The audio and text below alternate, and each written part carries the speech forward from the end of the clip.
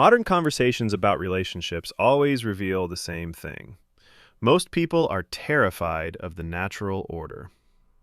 Anytime a man speaks from a place of authority, standards, or hierarchy, you can watch the discomfort hit instantly. The room shifts. Voices get shaky. Suddenly, leadership becomes a dirty word, and women start rewriting his intentions into whatever nightmare fantasy helps them justify their resistance. It's predictable. A man describes reality. They describe their feelings, and they think the two are equal. But the truth always shows itself. Men who understand leverage move differently, speak differently, and live in a world most women can't even acknowledge. Because acknowledging it means admitting their entire framework is built on wishful thinking. I'm really curious. So if you go on a date with a girl and she asks you, what kind of marriage do you want with someone in the future? How do you pitch that? Like, how do you pitch your marriage should look like? Is that what you say to them? I tell them you're going to have to share me with 3 others. And just like, be my bang maid? Huh? I want a bang maid. I'm cool with that. You would just say, like, I want a bang maid, pretty much. This is already a feminine-framed question. Men don't pitch leadership, they embody it. A man doesn't sit across the table negotiating his position like he's applying for a job in his own relationship. His presence is the pitch. His life speaks louder than anything he could sell. And the moment she brings up marriage, you see the typical modern mindset. Everything becomes a committee meeting, negotiation, equality, partnership talk. That's not how men operate. A man leads. A woman chooses to follow or chooses to leave. There's no debate table in masculinity. Say it one more You time. would just want to have a bang maid. A Like bang? you want an assistant, bang, like fucking. You want to fuck someone that assists you. That's your partnership. I love how that's what the only piece Well, of that's what information it she got seems from like that. to me. Or you can explain it. Well, the thing is, I understand that as a man, I need to have the leverage, I need to be the leader, I need to be the dominant for her to actually respect me and want to be with me and submit to me. So knowing this, I have to have certain mannerisms and behaviors that stay congruent to that. So the thing that women are really good at detecting is incongruencies. If I purport myself to be a certain way, and then after a while she realizes this guy is kind of a pussy, blah, blah, blah, that's gonna make her get turned off even faster. Because now she sees, okay, this guy isn't for real. So you gotta be 10 toes down with females all the time. So you're doing it because you want her to feel like she's under you, pretty much. So that's why you're giving it orders? What? Here we go again. Women keep collapsing hierarchy into abuse because they can't separate structure from control. Every functioning system on the planet runs on hierarchy. Armies, corporations, governments, even their favorite sports teams. Nobody calls that oppression. But the moment a man leads a woman, suddenly it's toxic, controlling, or abusive. It's nonsense. Leadership is not domination. Submission is not slavery. It's just the natural order they benefit from but refuse to acknowledge. Funny how women want men to carry the responsibility, the burden, the pressure, yet still expect to veto the authority that makes any of that possible. Like, because you're above her, right? You're the who one said giving that? direction. You're the leader, so she's above or under. Well, yeah? that's just how it is. I mean, if you're a leader, someone has to be subordinate to you. So it's not Men- like men you and actually women- need an assistant. men- It's men and more women that are you not just equal. need to make her feel like she is. No, for her men- to stay. Here's So the she thing. feels trapped, like she can't do anything else. This is pure projection dressed up as concern. Nobody said anything about trapping anyone. That came entirely from her imagination. And it's ironic because women have zero issue trapping men through pregnancy, commitment pressure, emotional leverage, or social shame. But the moment a man sets standards or establishes structure, suddenly it's entrapment. The jump straight to cycle of abuse says everything. Modern women have been indoctrinated to see any form of male authority as a threat. Structure feels like danger. Freedom feels like entitlement. And anything that challenges that worldview gets labeled abusive by default. No one's putting a gun to her head saying, hey, you have to stay with me. Yeah. She could choose to leave at any time. Okay. The thing is that when you are that guy, she's not going to go anywhere because she knows that she could be replaced. Women typically get in line when you have other women in line. You'd be surprised at how being in your frame, women will go ahead You and think follow that you. sounds healthy? Or does it sound a little toxic? Well, they wouldn't be in a relationship with him if it wasn't healthy. I don't think most women They in didn't here like would it. want They to wouldn't be be there. that. To just feel like a constant stress of being replaced. Do you guys want to be replaced? Like feel like replacement is a thing in your relationships? I get replaced. Most women are not in open relationship. That is absolutely not true. Most the stats show. I know a lot of. There's no stats that shows that most people are in an open relationship. Let me talk, bro, please. Most women are in open relationships. They just don't know it because he's stepping out. At least Myron is honest enough. Hold on. Is honest enough to say they don't know, so she's cheating. Hold on. Can you let me talk? Can I freaking say a word? Shiva.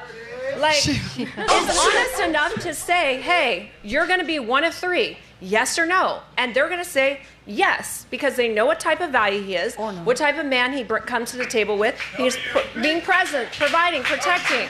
Here's the thing. Most women are going. Okay, let's get this straight. If she doesn't know, it doesn't count as an open relationship. Open requires agreement, participation, awareness. What she described is something else entirely. She's just being cheated on. Totally different, and statistically false to label as open. But here's the uncomfortable truth. Most women are in relationships where the man cheats, and they stay. Quietly, secretly, as long as the relationship benefits them in other ways. And that irony proves Myron's broader point. Women tolerate male infidelity far more than they publicly admit. They just won't call it an open relationship, because that would expose the fact they don't hold as much leverage as they claim. Her wording was sloppy, but the psychology underneath it is absolutely on target. To leave. Let me ask the audience a question. Let me ask the audience a question. Melina, not going to be in Adam, I might Frank Castle you at this point. Like, I might do it. Really? You can talk when you're talking, but when I'm going to talk and ask the question to our awesome audience here is when you go on mute. Ladies and gentlemen, round of applause for yourself real quick.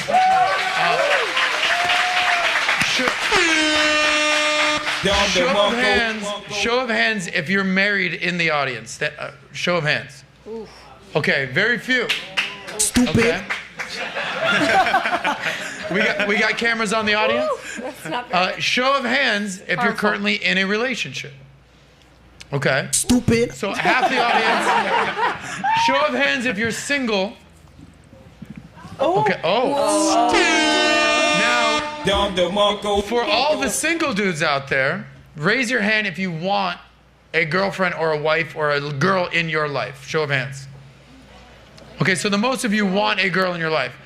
Show of hands if you want to do the Myron approach and have multiple wives. Okay. Now, most men can't do that. Okay. Of course, most men can't pull that off. This is exactly why so few men attempt it. Most men don't have the leverage required. Myron's point was never, every man should do this. It's, the top men can do this because women allow it. Women don't share men because the man demands it. They share him because they fear losing him. But they want How that. realistic is it for these guys to actually have multiple wives? I mean, to have multiple girls is very difficult. But again, if you're on your purpose and you got your shit together and you're that guy, women will share you. And they won't feel like they're being entrapped or they're being held or whatever, because they know, okay, if I'm not, and here's the other reason too why having multiple women is so important. People only behave, right? Okay, so respect, and necessary ingredient for respect is fear. So for respect to exist, fear must come first. And women have to fear, not you physically, but fear you leaving her. And that fear is stimulated by other women being around that could take her place at any time. This statement triggers women emotionally, but it's grounded in real psychology. Not fear of violence, fear of loss. People usually respect what they don't want to lose: jobs, parents, mentors, and yes, men they desire. Women behave consistently only with men they believe are capable of replacing them. The moment a man becomes dependent on her, attraction dies. This isn't toxic, it's biology. If you look at someone like a Dan Bilzerian, you look at a playboy like Hugh Hefner, you look at the Tate brothers, right? They have a bunch of women around. And unfortunately for women, and this is one of the unflattering things about female nature, women operate the best when they know that they can be replaced, and women are super attracted to pre-selection. This isn't even my opinion, this is a biological fact. They've done this with chimpanzees, which are the closest to human beings. When they had one male chimp and no bitches, he got no bitches. When he had two female chimps with him, the other female chimps came to him. So women would prefer to share a higher status man, primate, whatever you want to call it, than have a loser alter herself. Most girls will say, I'd rather be single than settle down with a regular guy. And I would argue that social media, dating apps, etc., has heightened this to another degree. But go ahead. Oh, I wasn't saying anything. No, because I know you're trying to say something multiple before. wives. This sounds great. No, but there's a purpose for it, like being able to have multiple women. Because I mean, I don't think there's any stats out there that's saying that the open relationship one-sided and the marriages are the ones that last the longest. I don't think that's. I don't think that's true. But there is a multitude of data that demonstrates that women are hardwired to be attracted to men that are pre-selected. I think women are attracted to people that are passionate. No, you are, sweetie. This is a perfect example of how women ignore reality and substitute their feelings. She's talking about passion like it's the first box on the checklist, when in reality, women don't even notice passion until the man already meets all the key biological and social requirements. It's not about emotion, it's about criteria and hierarchy, something women routinely misunderstand or dismiss when discussing attraction. That's for you. Okay. And I think it's important to know that let's go with that. Yeah, they're attracted to men that are passionate, but you're missing. You agree with that? Yeah. But see, again, women end at 10. They don't go 1, 2, 3, 4, 5. Yeah. That guy can be passionate, fantastic, if he's tall, if he's charming, if he has the money correct. together, he's in shape, he's good looking, he has a nice smile, he's funny, her mom likes him. Like, all these things need to be checked, and women always forget like how many check boxes they really have. You don't give a shit about his passion or his personality or his charm unless he meets certain prerequisites first. That's correct. Go ahead. I was gonna say, I mean, the way that you're painting this picture about him, of that he's holding a gun to these girls' head and forcing them to do this, that they don't want to do it. I mean, I think you really have to understand the reality is, if they didn't want to be there, they wouldn't. That's not really how it works. Like, you can manipulate and say things to make people feel like they want to stay. Have you ever heard of cycle of abuse? Have you ever heard of cycle of abuse? Notice what happens when she invokes the cycle of abuse. She isn't reacting to what's actually happening. She's projecting her own imagined feelings onto a situation she isn't part of. People with this mentality are dangerous because they attempt to make you feel wrong for being comfortable with reality, forcing moral outrage where none is necessary. This is pure victim mentality. They avoid personal responsibility while trying to manipulate your perception of the situation. I mean, Let her finish her point. Go ahead. Listening to you talk thus far, I think you're delusional. But I mean, Tell me why. Why? She's going to. You're telling him how his girlfriends think, when if you don't know them and you don't know the relationship. I mean, weren't you just annoyed that they were trying to tell you about your relationship? Weren't you arguing with him? Well, I'm not telling you. I'm asking him questions so I can you're- understand what he's saying. That's what Right, it is. and he's telling speaking. you, I'm not and arguing he's against telling it. you. And then you keep countering back. Well, you know I the don't, because answer. I don't think that the And things just that he's because- saying applies to everyone. I don't Listen, think it does, and and then I don't think you can say that either. Maybe it doesn't apply to you, but Yeah, it works you for don't him, have and it to. works Yeah, for for his him, yeah, girlfriend. he does whatever he wants. He's saying I'm not most saying of that. the women's. Yeah, he's yeah. not. But He's I'm not talking about like generalizing. generalizing everyone this way is not. It's not reality. But Well, it is it's for not. a lot of hold on, people. hold on, hold There on. for some, Hold on, but it's ladies. not like the Reality best doesn't advice that always you can work. give Here- out here's there. the There are thing. other advice. Like if But he says like you gotta humor, understand- hold charming, on, those sort of Melina. things, Someone I do mute her agree with mic. those. Melina, you gotta Yeah. understand that the world operates.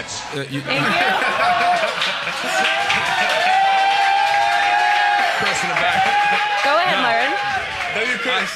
So let me just, because a lot of women have a point of contention with the way that I do things, and you got to understand, like, my dating practices and how I move with women, there's typically like some type of logical or statistical reason why I do what I do, and the reason why I have multiple women is because it's a fact that women are attracted to pre-selection, and it just works that way.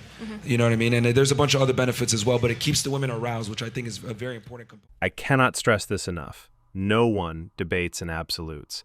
Every argument has implied exceptions.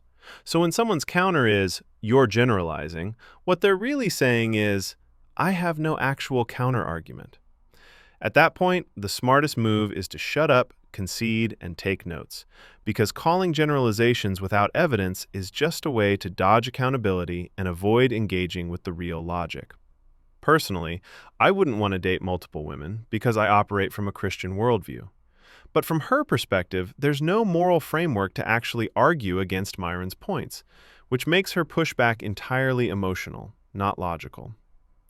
If you found this analysis insightful, make sure to hit that like button, subscribe for more content like this, and drop a comment with your thoughts. Do you agree with Myron's approach, or do you think female psychology is more complicated than he presents?